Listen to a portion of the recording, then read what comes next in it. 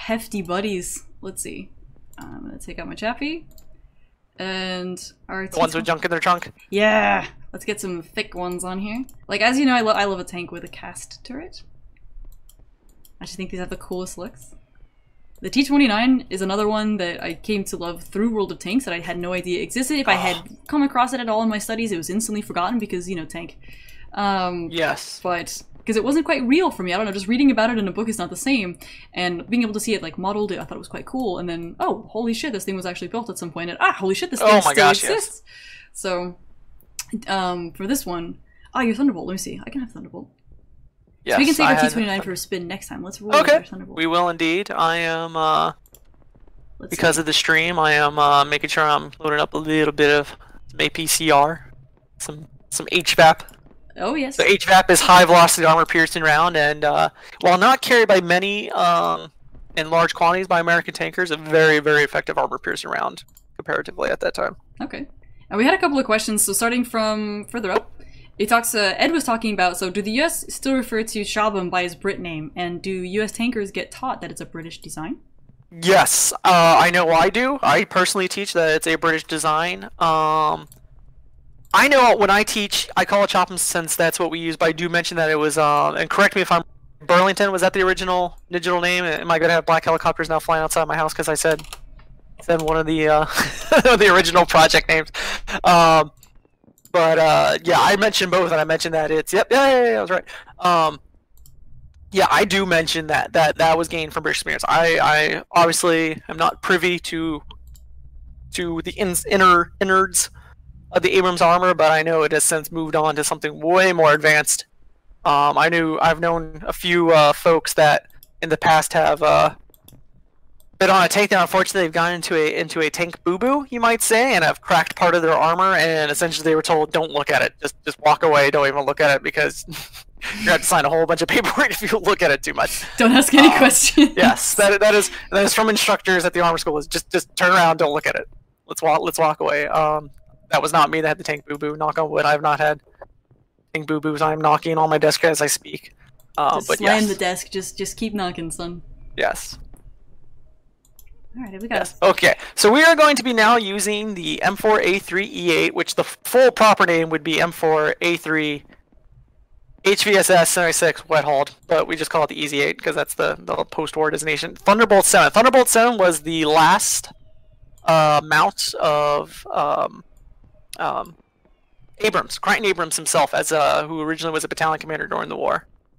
Of course, 37 Tank Battalion. Arguably, some would say the most famous, the tank battalions in the war. There's actually lots of famous ones. But he, of course, becomes one of the most famous tank battalion commanders, and he went through several Shermans. Never lost in battle. He just wore them out. And so Thunderbolt 7 was the last one. And what makes Thunderbolt 7, and the reason why it's portrayed the way it is in this game, is he actually had what we would call applique or up armoring put on the vehicle. There actually is a photo, which I wish I had because I'd put it on the stream for people to see, where there's actually a picture where you can see Thunderbolt 7 in the background, and the tank in front of it is actually Cobra King, the Sherman Jumbo that we had in our collection. That's awesome. Which is a pretty cool picture. Yes. I think it would be a little bit great. I just want to mention, like, we'll talk about Cobra King. I wish they put that in the game. Like, that would be another.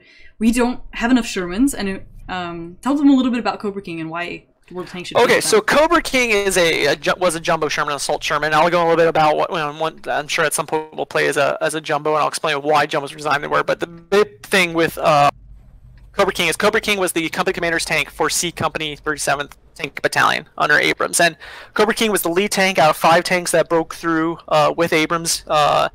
They were the first ones to break through into Bastogne during the Battle of Bulge, and because of them, that signified the breaking of the siege and thus the relief of the 101st Airborne. I won't say rescue in case there are any airborne guys around here, but that's considered by many to be the turning point of the battle around Bastogne, is when Cobra King went through. And of course, she's photographed as first at Bastogne, which of course makes her arguably the most famous single American tank in history. Arguably, that's right.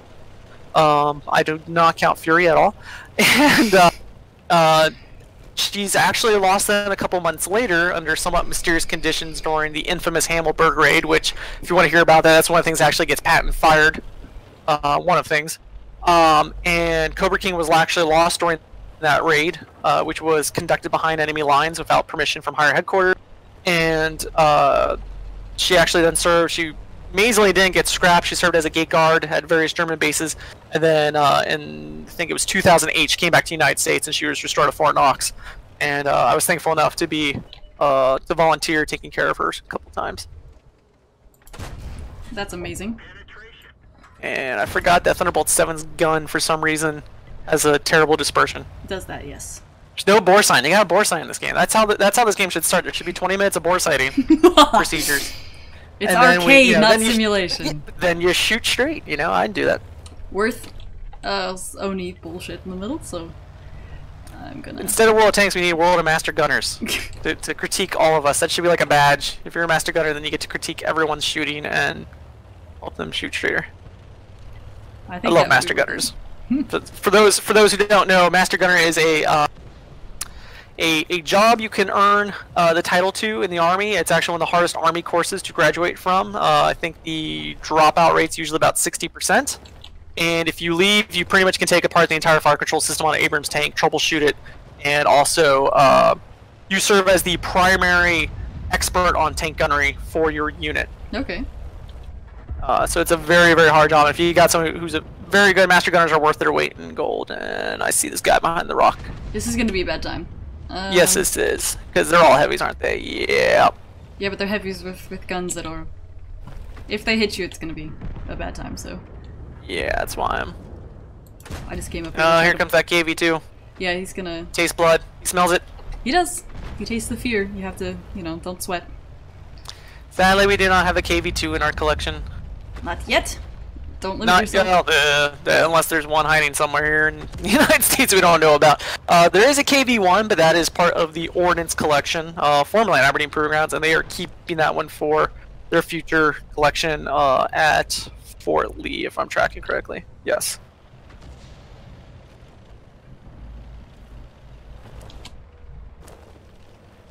I like yours because it doesn't have this camo. This looks better. And that's pretty much what Thunderbolt 7 looked like. That's awesome. I think it's cool when they can take unique, whether it's going to be a premium tank or like kind of... Some people have tossed around this idea of like a premium tank skin. Whatever it is, I think it would be really cool if they were to sort of feature these sort of individual tanks that have individual stories. Oh, someone took out the KV-2. Bless. Sally-ho. Bless! So, the Chieftain had another question. Do you play Steel Beasts? I used to. Man, I haven't played that in a while. I did. I remember that was actually something I saved up my penny for as a high school student. No way. I bought Steel Beast Pro. Yes, I remember I had the original Steel Beasts in all its older glory, and then I remember getting the professional PE edition, which cost like $150, and the fun of that. And yeah, that's pretty much how I learned to do tank gunnery.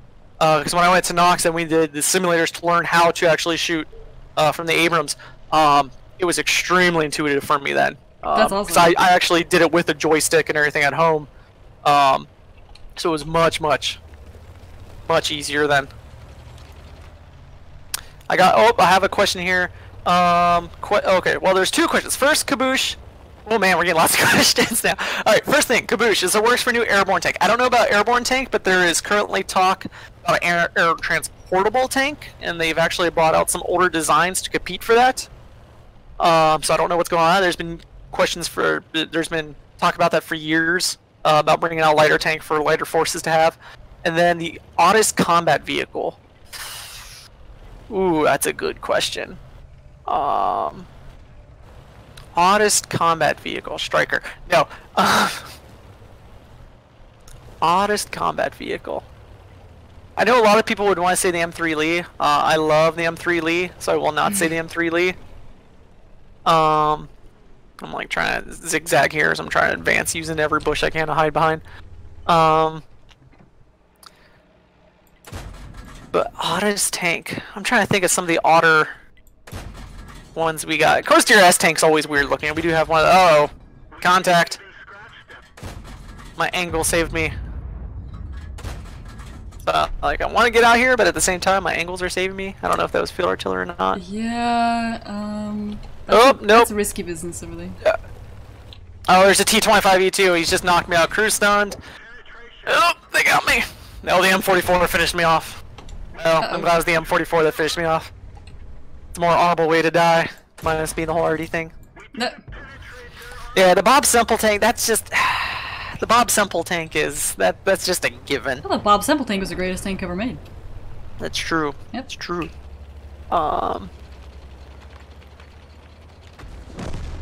Yeah. There's plenty of odd tanks.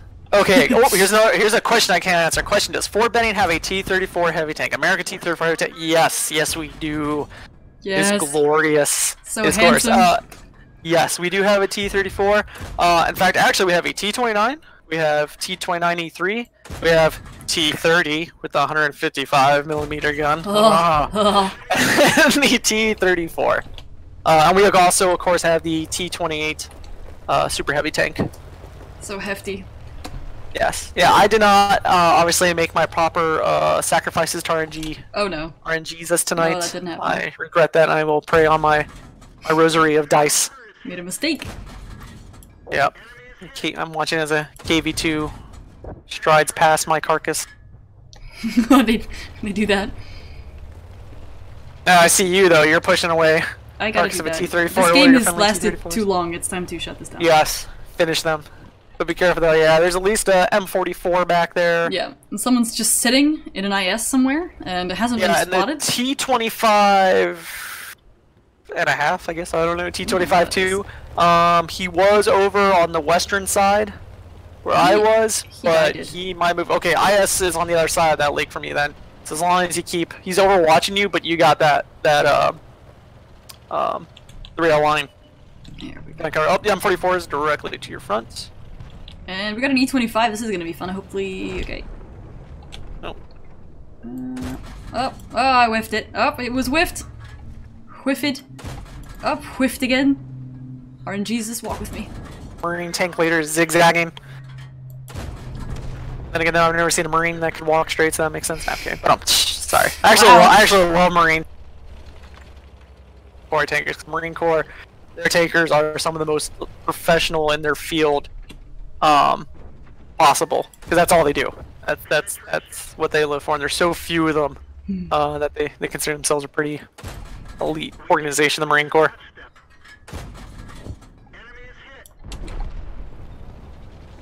Thunderbolts throat. Yes. Excellent. Alright, well let's people asked about the T-34. We could play big tank time. Yeah, we could play some thick tanks. That was something that I don't know, it was super special to finally see those things come to life. That was amazing. Oh yeah. That is definitely, like I said, I never it's one of those things where you truly do appreciate how big they are until you're touching them. Yeah. Oh, touch. You can touch it. It's real. So you're going to play as pick a big tank. Any big tank. Pick a big tank. Okay. Well, let's play that T-34. Oh, I didn't put equipment on it. JK, give me some. Oh, you're gonna need to do that. Okay, or not. Let's talk about the T-34 while I put equipment on it. T-34. Ho ho ho. Okay. So let's see. T-34. Alright, so what are you doing? So T-34 is arguably the last in the line of the T-heavy prototypes that are being developed for World War II. Started the T-29. In fact, the T-29E3, 30, 34, they're all using hulls from the T-29 family vehicles, which is why there's not that many of any of them. We're talking single digits of all these vehicles. The T-34 is the very, very special child of the entire group, and unlike the other ones, the T-29 originally had a 105mm gun. T-29E3 had the 105mm gun with rangefinder. Your T-30 had a 155mm gun, which is just ridiculous. Your T-34 though went to a 120mm. So you might think, why do you go from 155 to 120? Well, it's velocity, and velocity has a lot of advantages, including range and penetration power. These tanks were designed, if the M26, the T-26E3 as it was during the war, was designed to fight and kill Tiger 1s and Panthers, which it actually did pretty well. Your T-29 was meant to be your King Tiger killer, and your T-34 was meant to be your king tiger, subduer, tamer.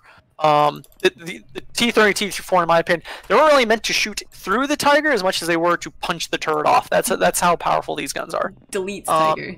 Yes, delete, control alt delete tiger, run command.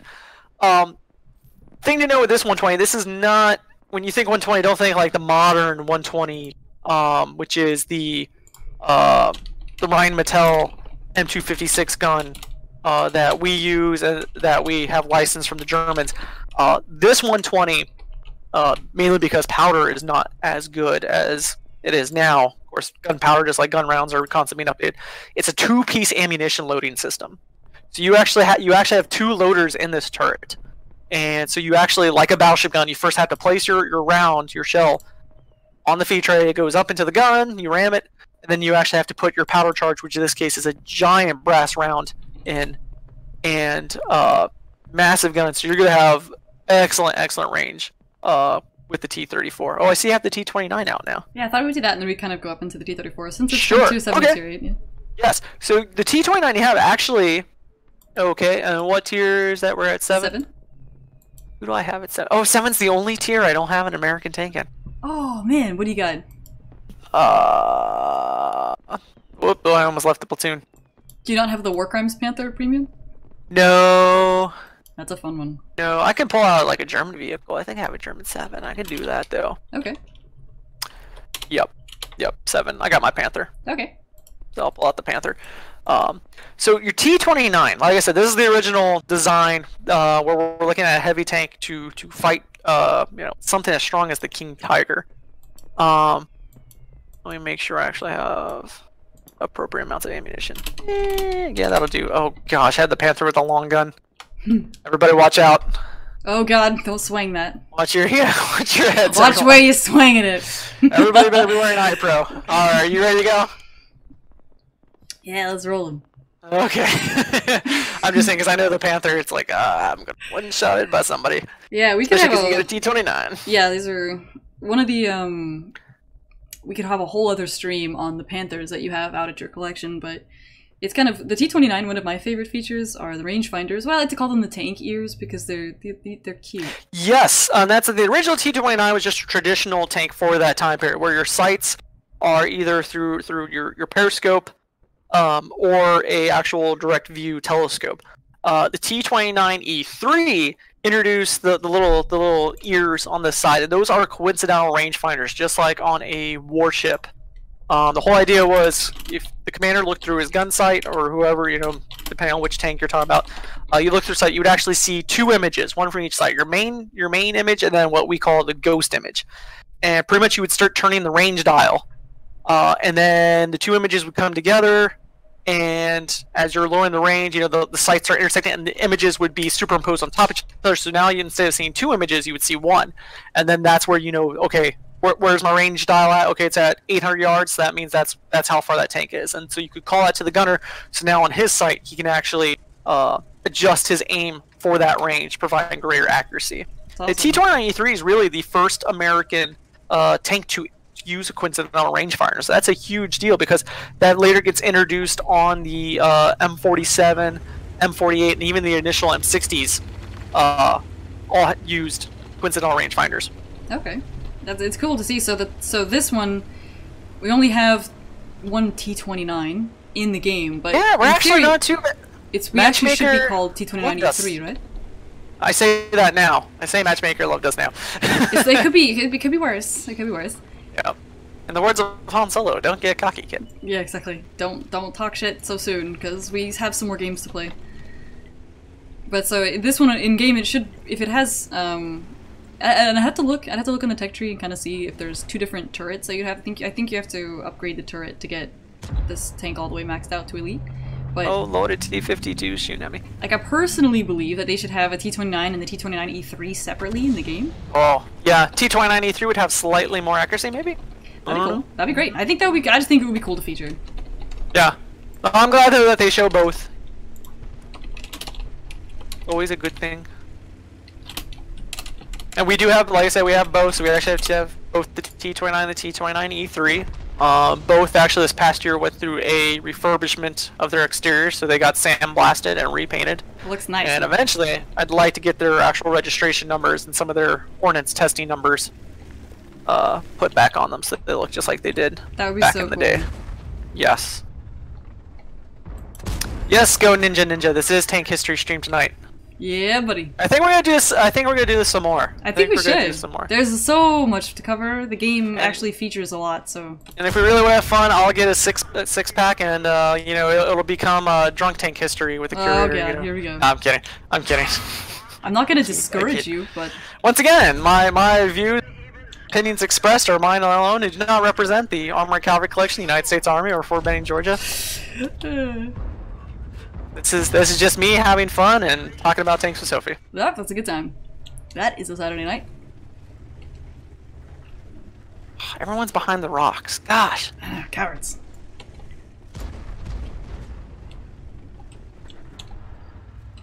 Oh, I see where you're at. Yeah, I'm over here getting... I am providing no assistance at all. Which is ironic. We were talking about coincidental rangefinders. The Panther I have, which is somewhat... I don't know if I wouldn't say fictitious. It's the pretty much, even though it's supposed to be the Panther G, it's kind of like the Panther, what would have been the Panther F, and it actually is portrayed with German coincidental rangefinders. So that's quite ironic, actually. Except on the Panther, it looks like Kermit the Frog eyes, like just kind of bulging out the side. Yeah. Whereas yours look like these like menacing, they're ears. Robotic. The little ears. They're not menacing. They're cute. You want to pet them. And I provide absolutely no damage, and I receive damage. I noticed there are similar frog ear type features do those work in a similar way as the ones on your Panther? T-69, you mean the American T-69? Yeah. Always have to ask, clarify. Yes, same thing with the rangefinders. That cut. You cut out just then, sorry. Oh, sorry. That kind of became our thing after World War II rangefinder wise. Okay. And like I said, the T-29, from what I've seen, that's pretty much the first major tank introducing that.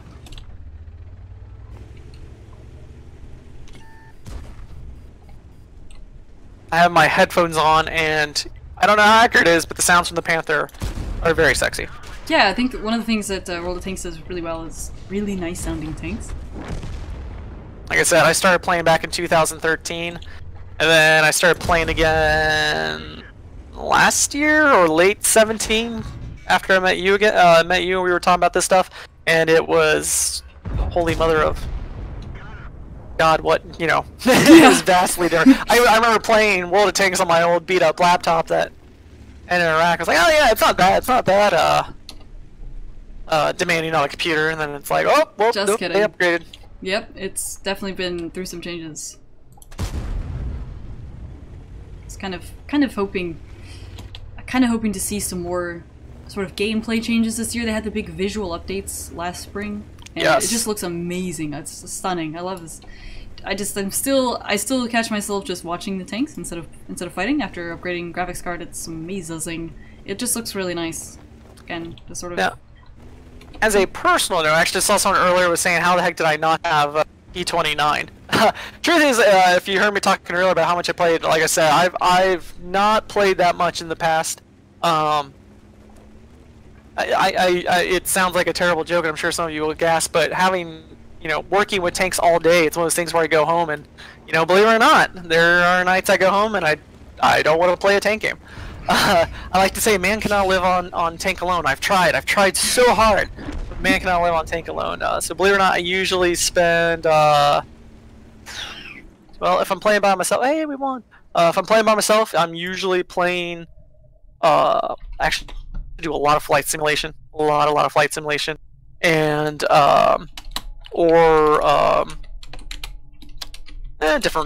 multiple different types of role-playing games.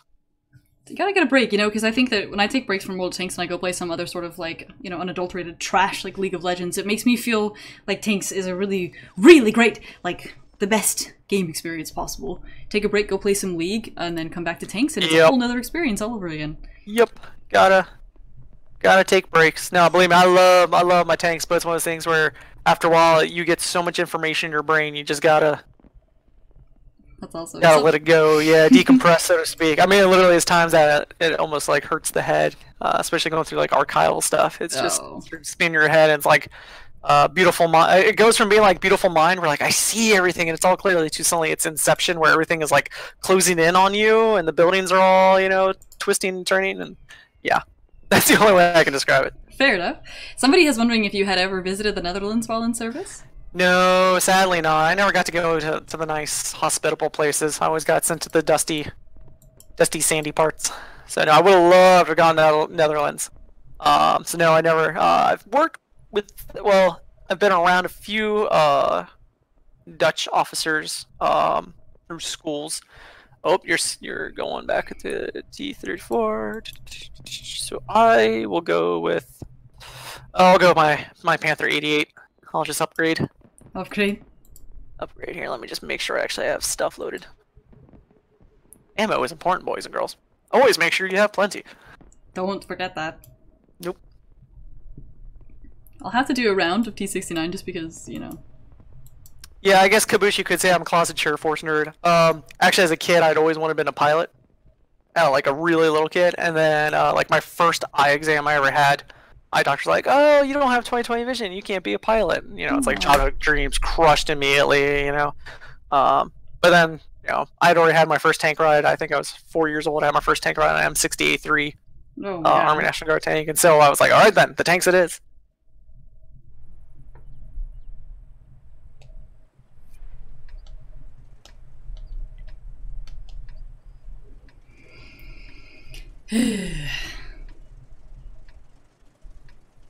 Oh, Das Fuster is asking who I served with. My combat deployment and my tank platoon leader, scout platoon leader, and actually my infantry company time. Yes, I'll even mention that. That was all with what was known as, and I put my head down as I say, the 3rd Armored Cavalry Regiment, the Brave Rifles. Awesome unit. And then, yeah, I stuck with them.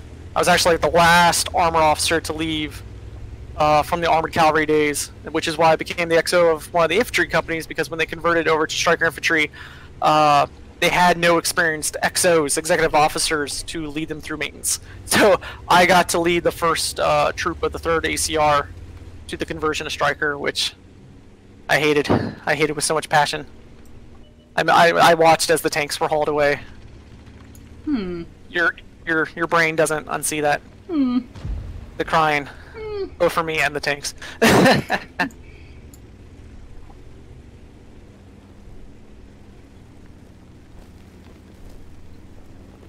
Yes, I very much enjoyed my tanking days with 3rd ACR. I was started out in the tank company of 1st Squadron, Dragon Company. My tank, my M1A2 Subversion 2, was named Damn Yankee because I was the only Northerner in my entire platoon. So my crew, since they were all either from Texas or Southern California, they hated that with a passion. But they also knew it was a good name for the tank. So Strikers are indeed an abomination. Thank you, Ed.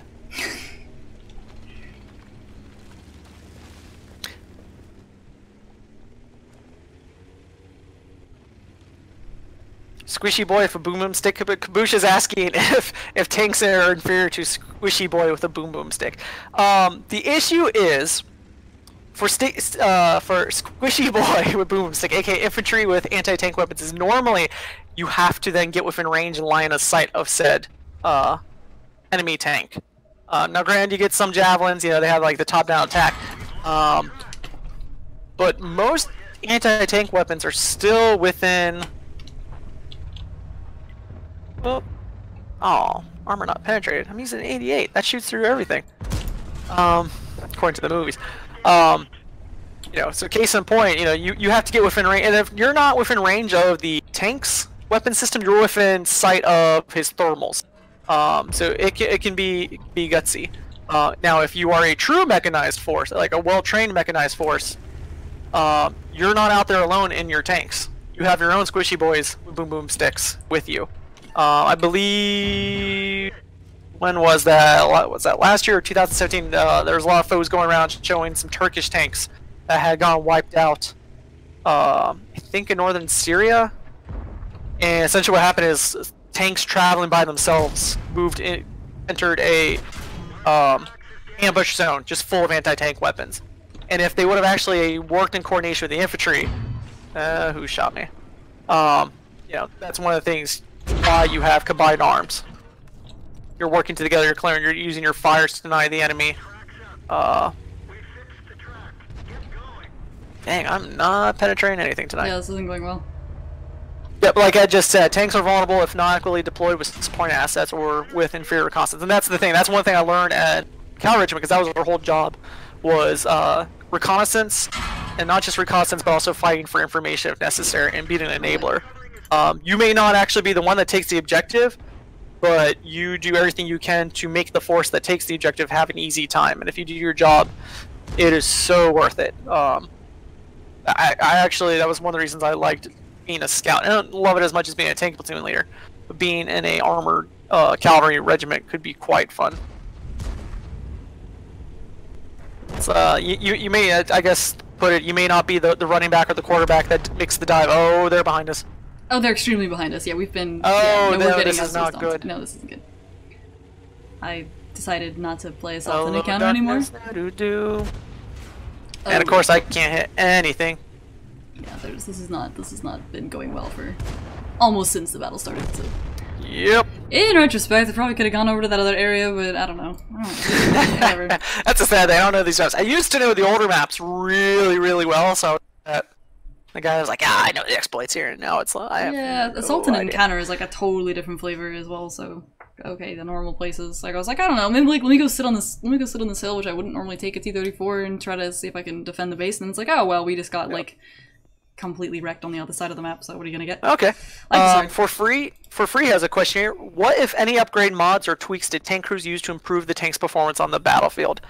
Probably the most famous tweak I know U.S. tankers included was the Collins cutter. The Collins cutter looks like a giant salad fork, is the only way I can describe it, that you put on, that they welded on the front of their Shermans to allow them to cut through the hedgerow bocage in northern France. If you don't know what the bocage in northern France, you've probably seen photos of it, you've probably seen clips of it, you see it in Saving Private Ryan. Yeah, the Collin device. You also hear called the Collin cutter. Hedgerows back in the day, back in the old medieval days, as farmers plowed their fields, you know, they're hitting stones, and so they pull the rocks and the stones up, and what do? Well, they use them as their fence line. Over time, ivy and vines grow through those stone fences, and they create the hedgerow. And it's tightly woven enough that even a tank hitting it directly on is not going to crush it down. In fact, if the tank even did break through, it would cause the tank to nose up in the air, and behind it you would have, you know, German Panzerfaust and 88 that would be shooting into the belly of your Sherman, which is not something you want. And ooh, you're going T-69. So that's probably the most famous mod. I will tell you, from my day and age, me and Tanker, most of our mods were crew comfort, which may not be always the best, but yeah, a lot you see a lot of that things done for comfort. Okay, T-69, that's a tier 8. Ooh, I got a T-65 E5. Oh yeah, I need ammo. Thankfully, loading ammunition here is much easier to do than in real life. It goes a little bit more A to B, a little quicker. Yep. Alright, so we're going. Alright, so Sophie has T-69, which is, I think, probably one of the favorite tanks. I think when we have classes go through the restoration shop, a lot of people ask about. It can be argued. I know Little Arena, you know, where did we get the idea for the oscillating turret on the T-69? Of course, some people immediately want to go AMX-13. Wasn't it a British design, like a predecessor to that? The EBR turret's very similar too. So I think it's a combination of both. It's definitely a fad during that period. I think the French are really the one country that actually stuck with it, actually used it for a mainline tank.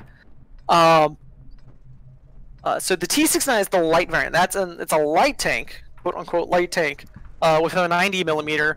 You then had the T-54E1, which had a 105, and then you had the T-57, with a 120 millimeter.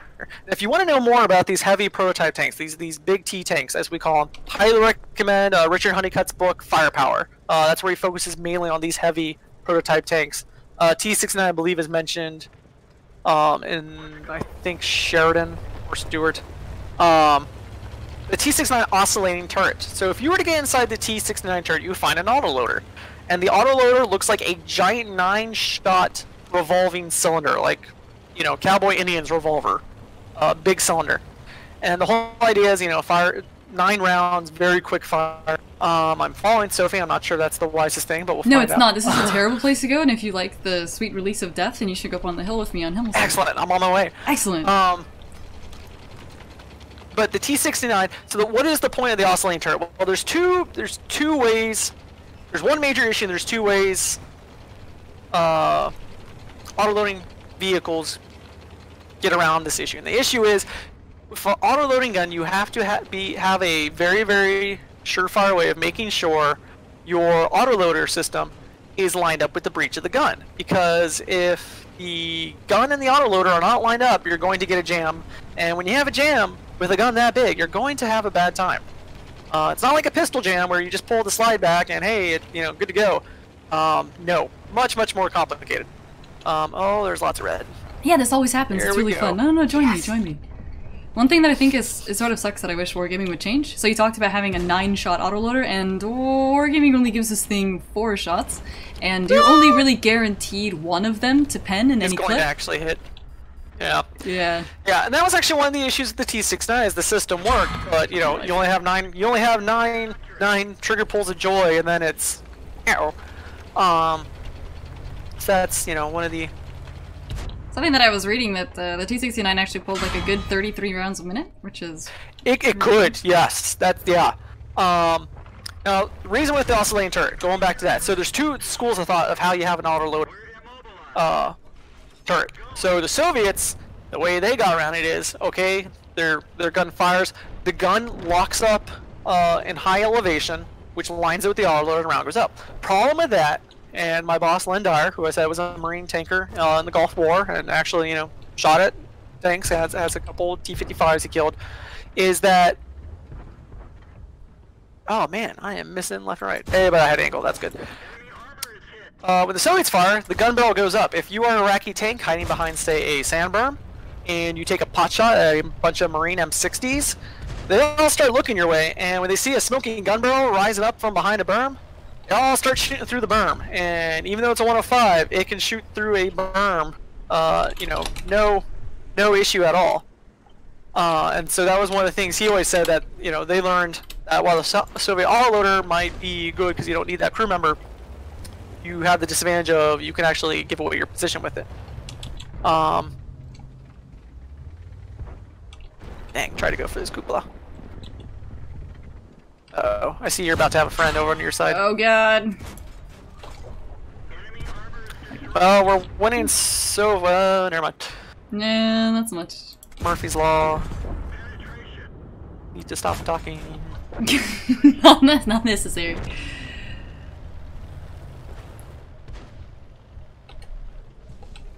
Now, so that's Soviet autoloaders. Getting back to my topic. Trying to fight a war here and teach a class at the same time. The multitasking. That's right. So T-69, the way its oscillating autoloader system, caused some damage. Oh, and I bounced his round. RNGesus shines upon me. Blessed. Blessed indeed. Blessed. The RNGesus takes. And he giveth. Yeah, he giveth and he taketh. Oh, does he? So the T-69, the way its oscillating turret gets around is the turret is 2-piece. You have the lower half, which is traversing, and then the entire upper half, including the crew compartment, is your. Oh, they zeroed me off artillery. Knew that was gonna happen. Your entire upper part of the turret is your elevation. So the gun does not actually move. The top half of the turret moves, and so that means your gun and your autoloader are always lined up, which means you're not gonna have much jamming, which is always a good thing. Not jamming, I feel like, is sort of an optimum. Oh, is this a Conqueror coming at me? Oh, load it! There's all sorts. Yeah, no, I decided to get greedy, and then I got wrecked by the waffle, so. Oh, there's multiples of them. Oh, there's a lot of friends. A lot of Tell pals. my wife! Ripperoni. Alright, let's see. So